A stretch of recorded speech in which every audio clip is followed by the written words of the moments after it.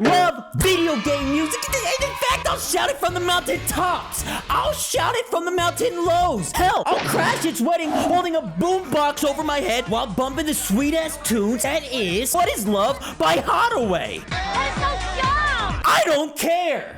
Everybody quiet down, quiet down. Class is about to begin. I know you're all excited for today's subject, but let's start us off with our first game, and that game is... Hey, what about... God damn it, Raycevick, we're not talking about Doom. Sit down. Today, we're gonna be talking about the first time you booted up Halo Combat Evolved. When it seems like all is lost. If you haven't gotten to experience the glory that it is booting up Halo Combat Evolved for the first time... Is this? Oh boy, oh buddy boy, what the fuck have you been doing with your life? In fact, I don't endorse this, but I'm totally endorsing this right now. Go pirate Halo Combat Evolved from your favorite little torrent site. And fuck playing the game, just boot it up, traverse through the main graphics like Dante in that new Devil May Cry game, and witness the journey you are about to go on. As you enter the main menu, Gregorian chants begin to surround you. You are taken aback. You're taken away. You're taken to a new place where you're not in your living room while your dad's tipping away on an Excel spreadsheet. No, you're taken to a new world, and as the Gregorian chants begin to rise, you are granted this moment of reprieve, of quiet contemplation. You're granted a moment to understand that you're not just about to play a game, you're about to go on a journey, and just as you come to that conclusion, all of a sudden, the Gregorian chants fall off, and the violins and drums begin to arrive, and you're ripped from that moment of serenity, and you're invigorated. You went from the spirit monks from Jade Empire to Bilbo Baggins running off after the dwarves to go on this mighty adventure. Except, instead of fighting a dragon, you're here to fight aliens, fight fucking the flood, to get stuck on Gravemind Master Spark 343 because it's such a shitty fucking level. When you are outnumbered, overpowered, and they've got you cornered. That's when you realize there's only one thing left to do, and that's to kick some alien ass.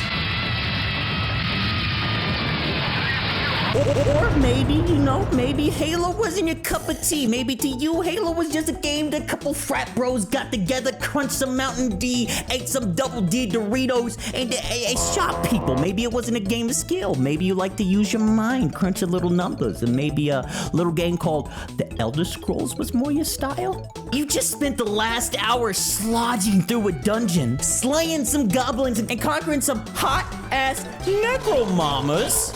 All just to get you some symptoms, to get you a little new scepter. Am I ringing a little bell for you here?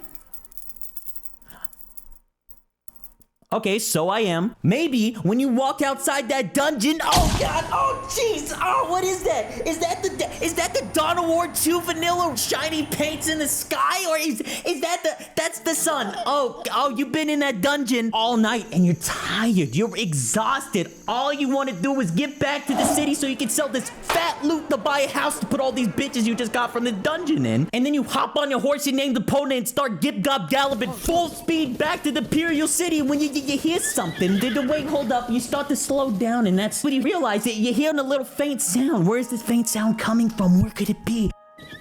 It's coming from the background, and it's a little silent, but you can tell that it's a flute, a little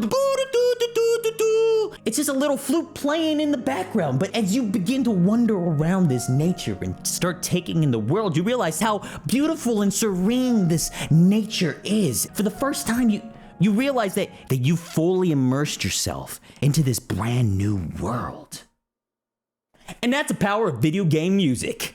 The keyword class in both of those scenarios is a little keyword that I think is often overlooked and taken for granted. But listen, when it comes to our relationship, I'm never going to forget you, huh? Get it? You, I'm never gonna forget you, huh?